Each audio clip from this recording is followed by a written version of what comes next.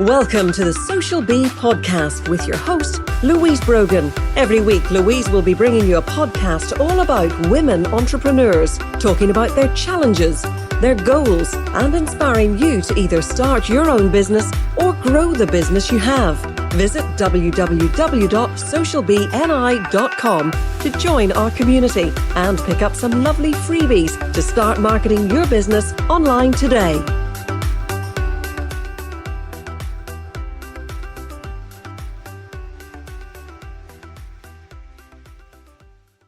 Hello and welcome to today's episode of Linking In with Louise. Today we have a very esteemed guest because we have an associate professor on the podcast. Traci Baxley is a good friend of mine. I met through a program I was doing last year, and then we were both on stage at BizChicks Live in November 2019. And Traci is an associate professor teaching multicultural education at Florida Atlantic University, which is in South Florida, where it's really warm. I'd quite like to be there today.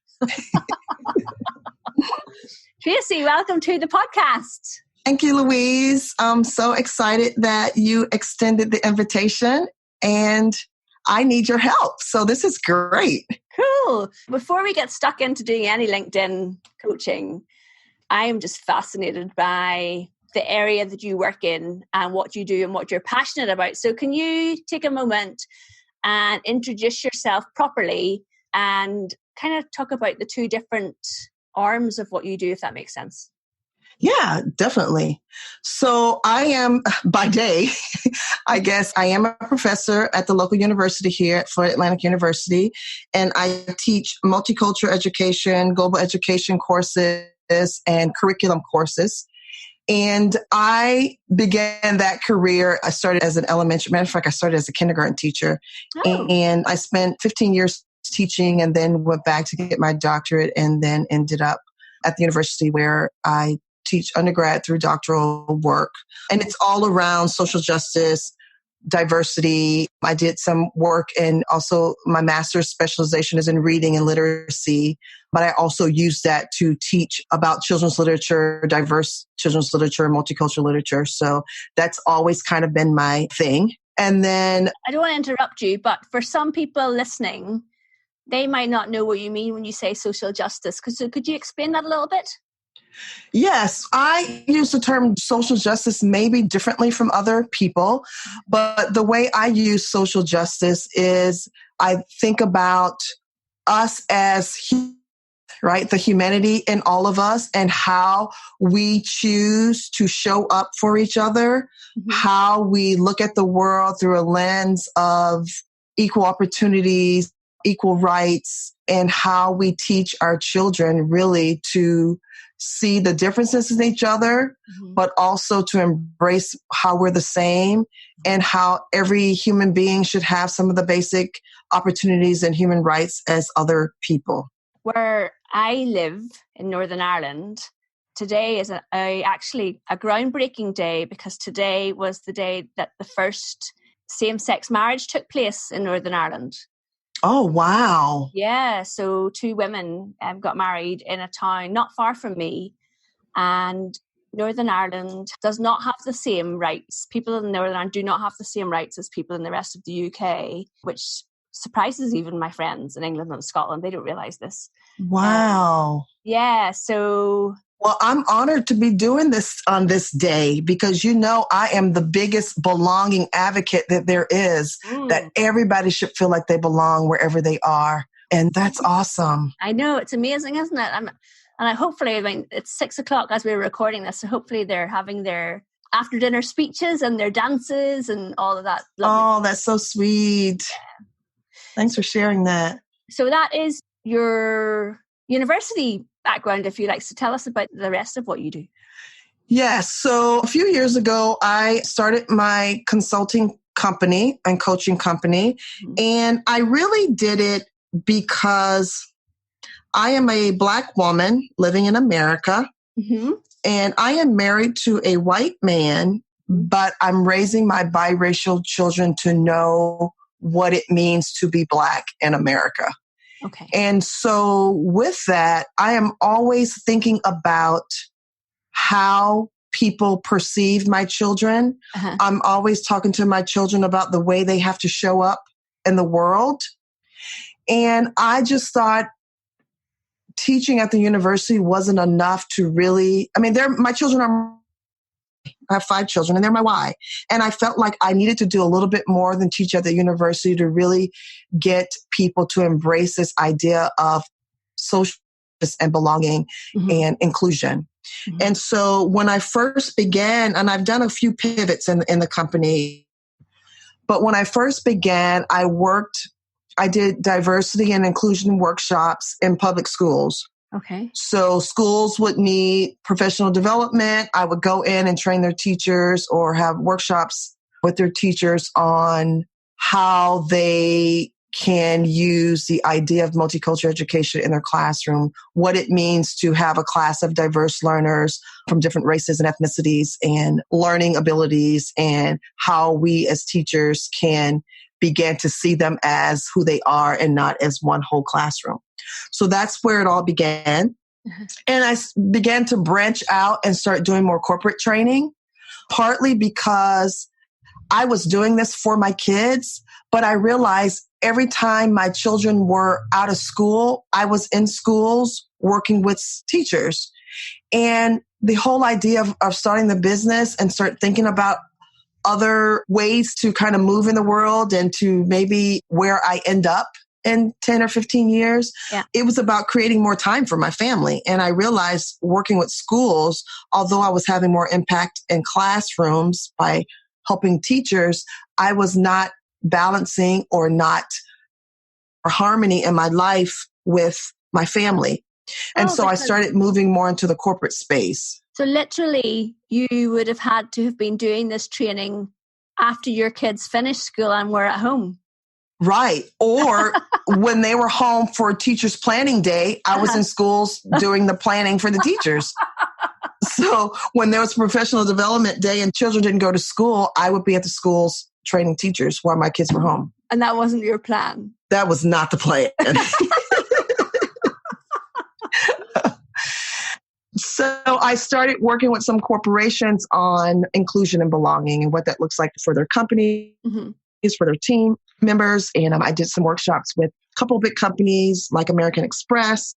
And that was great. And I enjoyed that a lot.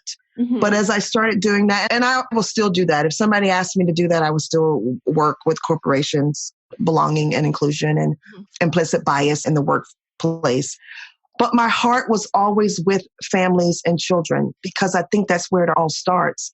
As parents, if we're teaching our children about social justice and not being afraid to talk to our kids about hard things and being open and honest and teaching our kids compassion and kindness, it will change as they grow up, right? The workplace will look different. The schools will look differently. Absolutely. Yeah. So I am now really focusing on how to support mostly moms, but parents who are pulled in so many different directions and they feel some sense of overwhelm, and they're parenting from fear of all the things that are going on in the world, right? We want to protect our kids. In America, there's a lot heightened school violence. There's a lot of issues between Black communities and law enforcement, and people are afraid. And that fear is kind of propelling us to parent in ways that are not necessarily the best ways that we really want to raise our children. Yeah. Would you say that people are having to parent in reactive ways rather than proactive? Yes, reactive and protective. Yeah. And so we're not giving our kids a little bit of more independence, more ways of dealing with things that are not right, ways of coping, because we are hovering or we are micromanaging or we are protecting them. I call it a bubble, that our kids are not experiencing the things in life early that will set them up to be really compassionate, socially engaged children. Do you think, so I spoke to a lady recently, and it was nothing really to do with any kind of social justice, but she was telling me that her 2 children had reached the age of going to university, and she realized when she looked back at their lives, she felt that she overcompensated in her parenting because she worked full time. And so she literally did all that micromanaging for her kids when she got home from work. And now her kids are away to university and they can't cope. They can't cope without her there doing everything. Yes. I find that to be the case a lot. I was reading a book. It's called The Power of Privilege or something like that. But basically, the psychotherapist who wrote the book is saying the new at-risk kid is the kid that is wealthy, upper middle class, that has all the extra softball, all the extra sports, all the extra practices, inside they're hurting, they're lonely, they are depressed. And on the outside, they have great grades and they look great, but they are like broken inside because we are doing so much for our kids that they're really not getting a chance to realize who they are, what they can be, because we are setting the stage for them in a way that's not productive and not as helpful. Isn't that amazing? How? Yes, when we think we're doing the right thing. Yeah. Yeah, it's tough. So before we came on this, my 12-year-old can't find his library book. And I'm turning the house upside down looking for it. But actually, I should just get him to find it. Right. Yes. Oh, dear. Or he suffers the natural consequence in that library book. Yes. Yeah. The only thing is, tough. possibly, Traci, I've tidied it away. So then he's going to the right source then. Oh, dear. So, we could talk about this for hours because I just find it so fascinating. And maybe it's because we're parents. Do you think that makes a difference? I think it makes a difference in some senses, but really, you don't really have to be a parent to think about how you can impact the people around you. Yeah. The idea that if we want to live in a world where people are kind and compassionate and they're good and they see the humanity in everybody, it's really everybody's responsibility. The whole village is needed. All the aunts and the uncles, Yes. Yeah. So it's really all of our responsibility. I ran into a lady today and she was asking me for directions, and I looked at her and I went, we know each other. She looked at me like I was a crazy person, and I went, we did a master's together. And she went, oh, and I said, what's your name? And she said, Susan. I said, it's Louise. And she says, that's really funny. We haven't seen each other since. We did our master's in 2000. So I'm totally aging myself now. And she says, I just looked around for someone to ask and you looked friendly. And I thought, well, that's really nice. I'm really glad I show up as a friend. That is nice. That's a great compliment. Yes, I was really pleased. And you are, and she's right. But I agree, but I think it costs nothing to be kind to people. Yes. I kind of walk around in the world thinking if someone's... I try and give people grace by thinking, are they like this because something bad's happening in their house, or their marriage is breaking up, or they just got fired? But other times I just think, oh, just go away. Yeah. I think that's a good perspective to try to see things through their eyes, that you want to think innately people are not negative, mean, whatever. But I always tell when my kids get out of the car, when I'm dropping off at school, I always say, give joy and receive joy today. What do the teenagers say to that, Traci? They say, okay. My oldest son, who's kind of tough, he's 17, and I'm always on his nerve, or I'm always saying something that he rolls his eyes about. But usually he gets out of the car and he smiles. So It's pretty cool. Yeah. That's lovely. That is really lovely. So your eldest is 17. She's 19. My daughter's in college. She's 19. He's my oldest son. He's 17. And what age is your youngest? My youngest is 10. So I have 19, 17, 13, 12, and 10. Oh, my goodness. Yes. That is one they busy keep house. me busy. Yes. That is a busy house. So let's talk about where you're going in 2020 then. Okay. So I'm really trying to make that pivot from being a corporate facilitator and consultant to really being a mom coach, really. I really want to focus on supporting moms who feel like they may be stuck, or they're having a hard time, or they just need more tools to help them deal with circumstances that are going on in their lives between work and family. Do you think that So have you worked with some of these mums already, Traci? Yes. Right. And how did they find you? Word of